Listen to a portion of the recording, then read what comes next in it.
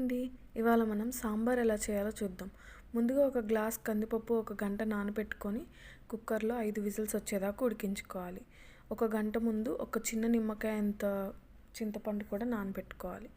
పప్పు బాగా మెత్తగా ఉడికిపోయాక ఉప్పు, కారం వేసి బాగా మెత్తగా మెదిపేయాలి. ఇప్పుడు చింతపండుని బాగా పిండేసుకొని ఆ రసాన్ని ఈ పప్పులో పిండుకోవాలి. ఇందులోనే ఒక 500 ml వాటర్ కూడా పోసుకొని బాగా కలుపుకోవాలి. ఇప్పుడు మనం ఇందులోకి కావాల్సిన కూరగాయ ముక్కల్ని కట్ చేసి పెట్టుకుందాం. నేనైతే ఈ కూరగాయలు తీసుకున్నాను. ఇప్పుడు స్టవ్ మీద ప్యాన్ పెట్టుకొని ఆయిల్ పోసి పోపు వేసుకొని ఇందులో పచ్చిమిర్చి ఇంకా ఉల్లిపాయలు వేసి కొంచెం పసుపు వేసి ఒక 1 minute ఫ్రై చేసి ఇందులోనే కట్ చేసిన కూరగాయలు అంటే ఫస్ట్ మునక్కాయలు వేసి కలిపి తర్వాత క్యారెట్, పొటాటో వేసి కొంచెం సేపు వేయించి ఇందులోనే వంకాయ అప్పటికప్పుడు కోసుకోవాలండి, ఎందుకంటే ముందుగా కోస్తే వంకాయ చేదు వస్తుంది.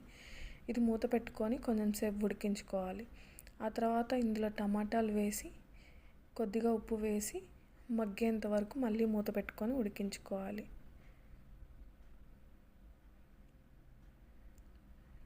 ఇప్పుడు ఒకసారి కలుపుకొని ఇందులో ముందుగా ప్రిపేర్ చేసుకున్న పప్పు, చింతపండు పులుసు పోసి బాగా కలిపి కొద్దిగా సాంబార్ పొడి వేసి బాగా మరిగేదాకా బాయిల్ చేయాలి.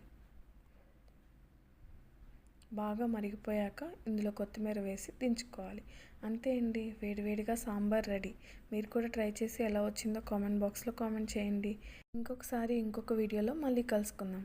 బాయ్ మరి.